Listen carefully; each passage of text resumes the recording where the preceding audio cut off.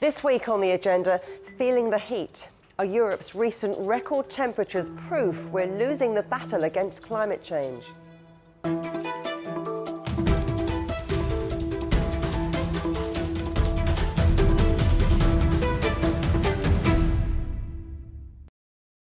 Europe's latest heatwave is more than another spell of extreme weather.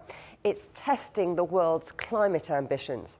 As temperatures break records across the continent, do we have to recognise we've lost the battle against climate change? And what do governments and indeed the people of Europe need to do right now to adapt to a hotter future? And at what cost? With me now are Dr Samantha Burgess, Deputy Director of the Copernicus Climate Change Service, Nick Mabey, co-CEO of the independent climate think tank E3G, and Swenja Surminski, Professor in Practice at the LSE and Managing Director for Climate and Sustainability at global risk and insurance advisory firm Marsh. What a panel. Thanks all for coming on the agenda. Samantha, let me start with you, because Europe is warming at roughly twice the global average, according to the World Health Organization. As this latest heatwave breaks records across the continent, are we seeing climate change outpace our efforts to tackle it? So because Europe is warming at twice the global average rate, we're not seeing that impact consistently across the year. And where we are seeing that impact is in the summers. And this is because climate change has impacted the weather patterns affecting Europe. So we are more likely to get heat waves in summer. Our summers are growing longer, so we're getting heat waves earlier and later in the year, and those heat waves are becoming more intense, more frequent, and longer lasting. So I think one of the things that we're seeing is that climate change is still perceived in the policy agenda as a distant prospect rather than our present reality. I mean, Nick, climate policies have been in place for years, yet extreme heat is becoming more frequent, it's becoming more intense, as we've all been feeling over these last couple of weeks. Is climate change now moving faster than politics? Well, I think definitely the impact of climate change is increasing faster than we expected, certainly when we looked at the science a few years ago, particularly in areas like heat waves and forest fires and some of the more extreme risks. And of course, it will keep on getting worse until the world gets to net zero. That's just the physics of the problem. So even though we have lowered potential temperatures by 50% with actions over the last 20 years, temperatures are still going to go up. So that's the problem about climate change. Even if you're doing very well, if you're not going fast enough to actually eliminate emissions, things will get worse. But I think I agree with Samantha. The last one is we're not doing enough to protect ourselves from the climate change we're experiencing. And none of the countries in Europe are spending anything like what they need to on adapting to climate change. And London's a good example. We just had a very hot London Climate Action Week. The mayor issued a heat plan, but there's no money to implement those measures. So we're doing well to slow it down, but we're really not doing enough to adapt to the warming we can't do anything about.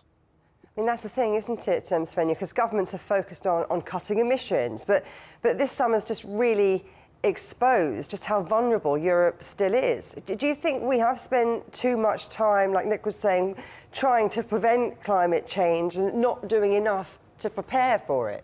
This is really not an either-or choice. I mean, we cannot choose between cutting emissions and adapting. We need both, as simple as that. And in fact, they actually also reinforce each other. And I think, it's fair to say the longer we wait, the more the climate advances and it changes, the harder the transition will be and the more costly even the transition will be. So I think it's very important to keep that in mind. Like every fraction of a degree of warming that we can avoid matters. I mean, we see that the climate models were largely correct, but I think where the surprise is in terms of the economic impact and how these experienced climate changes that we already see have been playing out. And I think that is a really warning sign to take this more serious. And I guess this summer, it has shown that adaptation has not kept pace with the risks that we're already experiencing. And just to illustrate, in my work at the LSE, we've examined this, in terms of the economics of adaptation, but also the policies. And I think it's clear that in terms of attention and investment and funding, adaptation has been the poor relation, if you like. And interestingly, sort of at my work in the private sector at Marsh, actually we see this now playing out in real time. So the conversation has shifted. Companies are not really asking us anymore, will heat waves happen, but how do we keep our operations running? You know, how can we protect our assets, our people, and so on? And I think that just shows you how quickly, you know, these issues, heat and other climate-related impacts, are really also becoming a mainstream business issue. I do want to talk about those business issues and the impact that all of this is having on the economy, and whether that's going to accelerate or push governments and businesses in a new action direction. But Samantha, let's come back to this idea of accepting these new extreme weather events, because from a scientific perspective, you know, should we expect summers like this to become the new normal? Or do you think there is a real danger that we are still underestimating how quickly Europe is changing? From a scientific perspective, summers like the one we're currently experiencing, where we had a record heat wave in May, followed by a record heat wave in June, and the forecast of a record heat wave to come in July already, these systems are not an anomaly. They are increasingly part of the climate we should expect in a warming world. And Europe is well known for being exposed to these type of heat waves due to the changing meteorological conditions. What we're experiencing today is what is consistent with what climate science has been projecting for decades. And I think on the connection that Swenja just made on we need to both mitigate and adapt, often the argument against climate adaptation is highlighted about the cost of climate adaptation without focusing on the benefits of climate adaptation. And we really see that in heat waves. When we have greener cities, when we have less glass on concrete, we have cooler cities, which means we have less heat stress for both our infrastructure and our people. So it's really important to look at the net benefits of adapting to climate in addition to just the economic argument. And yet, Nick, you know, the United States has stepped back from the Paris Agreement, and you have other countries too, other governments rethinking their climate schedules, their priorities, their commitments. Is climate action, do you think, slipping down the political agenda at precisely the wrong moment? Well, the good thing is, after the United States withdrew from the Paris Agreement, no one else followed. So actually everybody else is still in. And as we just held the world's largest climate action event in London, we had 30 countries, 7 ministers and UN Secretary General, over 1,000 events. It shows that actually climate action is accelerating. What was interesting about last week is that half of those events roughly were on risk and resilience, not just on mitigation. So the reality of the world and the reality of public opinion around the world is in favor of more climate action. I think the thing we struggle with is political attention. There is in Europe, because of the threat from the far right, a kind of movement in the centre right, particularly in the UK, against climate action. But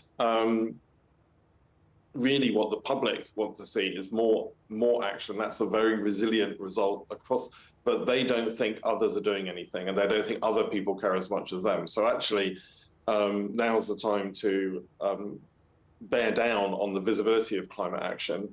But again, leaders have a lot of things to deal with. You know, there's war in Europe, there's you know, economic tension with China and the US, there's war in the Middle East. And I think the thing we're really struggling with is political distraction. Every medium to long-term issue is suffering because of the immediate. And but as Samantha said, that's a massive false economy. You're just building up costs for the future. And that's the real challenge we're facing at the moment. Swenja, from China's investment in clean energy to new approaches to adapting cities, where is the innovation in tackling climate change? And what can Europe learn from it? Yeah, I mean, this is an exciting time, and I'll give you a few examples in a minute, but I just wanted to pick up, I think what really matters is is the narrative around this.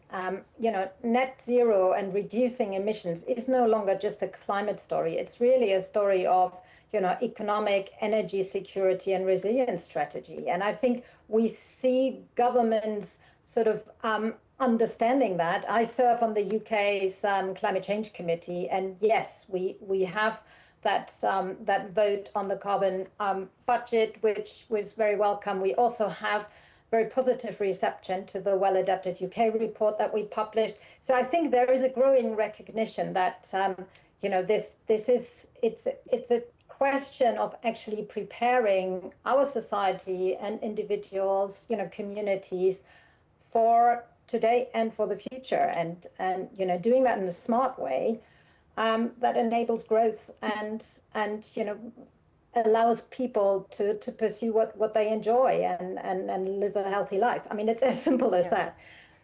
But the encouraging thing is definitely the degree of innovation, I think, in this space. And look, I mean, technology, really great story. I mean, the cost of renewable energy have gone down massively. The cost of batteries have gone down massively.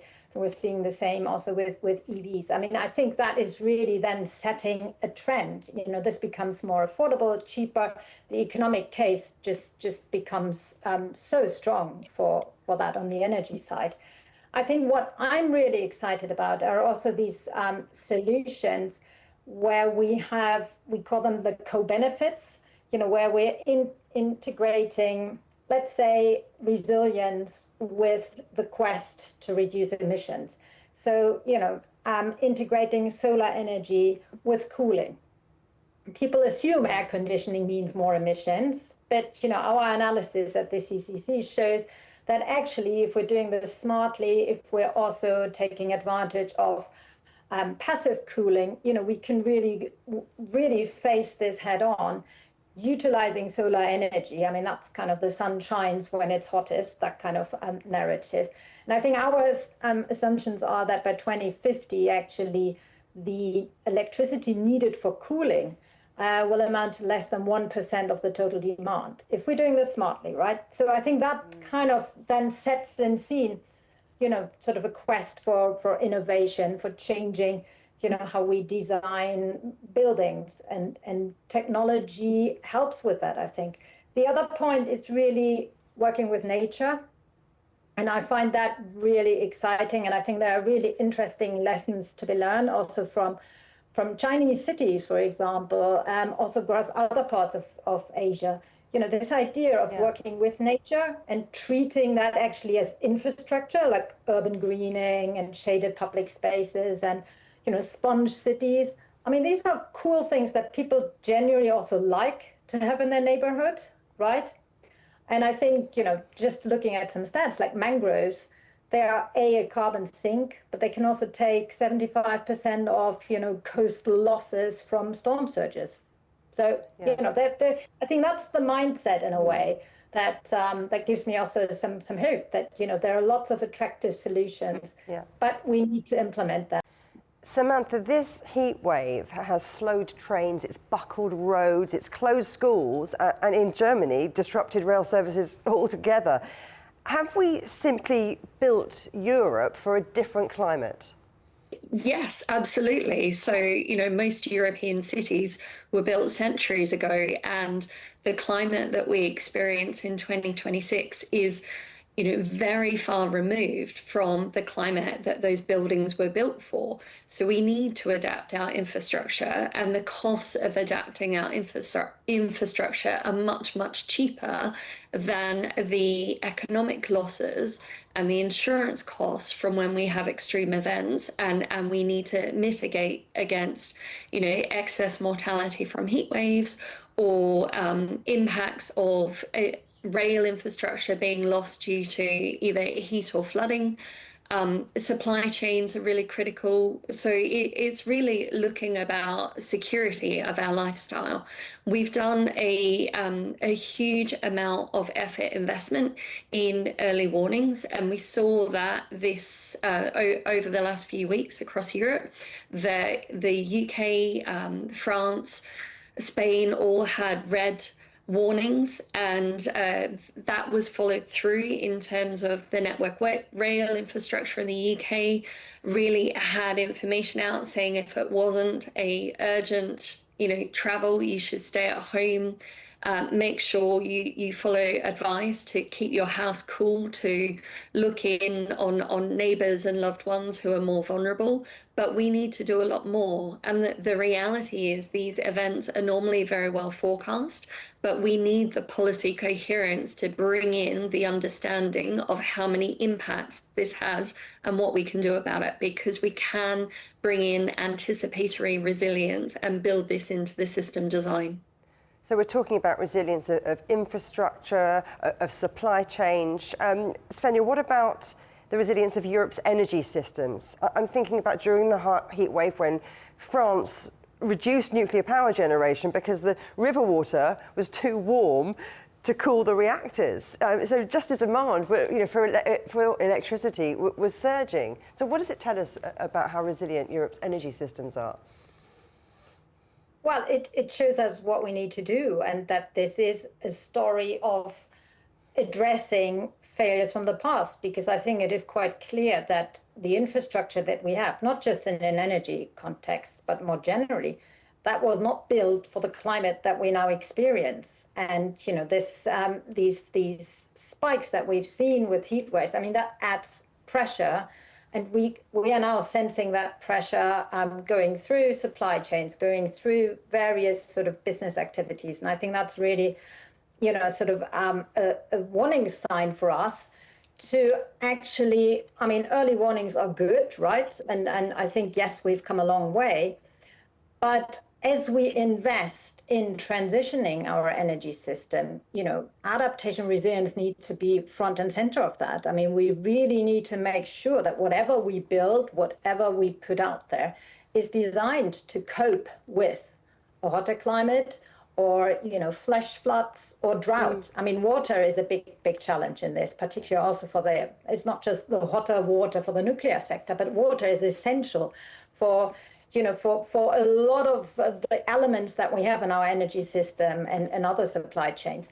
So I think now we see where the gaps and challenges are, and we also know what the solutions are. So I think now is the time to really implement them. And there are encouraging signs, but, it couldn't come sooner. We're talking quite a lot about future-proofing Europe's system. But, Nick, as temperatures rise, so does the demand for cooling. And I'm wondering if Europe's electricity grids and our energy markets really are ready for a future where extreme summer demand becomes normal, routine. I think under any scenario, summer demand will be a lot lower than winter demand, especially if you build out for heating, because heating is still a lot larger energy demand than cooling in Europe. So I'm not sure. I don't think the system itself, in terms of the scale, will be the issue. I think, as Swenja said, is the resilience of the system. But also I think we need to look at why we haven't got a resilient system. So some areas we are resilient. London, you might not know, is an official forest. It's got so many trees, and the difference between living in London and Paris over the last heat wave were very clear, because London has a lot more shade and it's much easier to move around in, even if the buildings are similarly unair conditioned like they are in Paris. But also the reason we don't have this is that finance ministries don't put climate impacts on the balance sheet, despite this being a discussion for a long time. So basically, if you improve resilience, your credit rating or your rating by the IMF in terms of your debt sustainability will go down, because you're seen as taking on more debt for no productive use.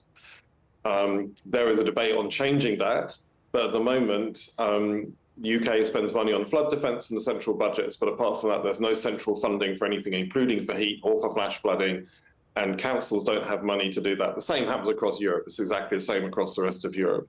So it's one of the reasons why the European Commission is putting forward a new regulation, is precisely to try and make the value of resilience more clear and make sure that finance ministries put money into it rather than just cleaning up the mess afterwards. The one big flood recently in Germany, it's 40 billion euros for one medium-sized city being flooded. That was paid out of the contingency fund of the German budget. So it never shows, so it goes away. You never see that as a long-lasting cost. So we just got to get the basics right, put it on the balance sheet, give a return to investment, liberate the money for particularly public investment, because most of this is about public infrastructure or publicly regulated infrastructure. And it's in our power to make it better, but we're just not pulling the right levers. It does seem astonishing that all of this seems like a nice to have rather than that something that does need to go on everyone's accounts. Look, we've talked a little bit about this already, but Samantha, I want to dig in a bit deeper, because demand for air conditioning is soaring across Europe, and Chinese manufacturers are working around the clock to meet that demand. Is air conditioning becoming an essential adaptation, do you think, or does it risk creating another climate problem? Yeah, so it does risk creating another climate problem with additional requirements on the electricity infrastructure. But for the last 3 years, our electricity infrastructure across Europe have relied more on renewable energy resources than from fossil fuels. So Europe in particular is going in the right direction, but so are many other nations around the world. But air conditioners will always remain expensive, and there's many much more economical behavioural changes that we can make to adapt our houses in particular to be cooler in heat waves. And the easiest way to do that is to block the sun hitting the windows in the first place. So, you know, just going to the garden centre and getting a lightweight blind or an awning to put in front of the window to shade the window from the sun is incredibly effective and will ultimately reduce the temperature of your house by several degrees. So there's many other things that we can do to shade buildings in addition to cooling them requiring further electricity. Swenja, extreme heat changes how people spend money and how businesses operate, you know, from tourism and hospitality to agriculture, insurance. Where's the economic impact hitting hardest? Well, it is clearly an economic story, and I think most businesses are only just beginning to understand their exposure. So we do a lot of stress testing, heat stress testing with clients. I think, you know, that is starting to become actually a useful exercise. But the question is what you then do with the results and how do you prepare? I would think the impacts cluster in a few sectors. I mean, agriculture is the obvious one, where we've also seen dramatic, you know, reduction in crop yields, and then connected with drought risk. I think, you know, this quest of what can we do to address that, and helping, you know, resilient practices, irrigation mechanisms, and so on. Also, use of insurance in that space. I think then supply chain is the other area where we really see this. Well, I say we see it. Often it's actually quite invisible until it hits you, because your supply chains are running, you know, often through heat-exposed regions. You know, that could be Southern Europe, it could be parts of Asia, it could be, you know, anywhere where then a heat wave can actually become very disruptive.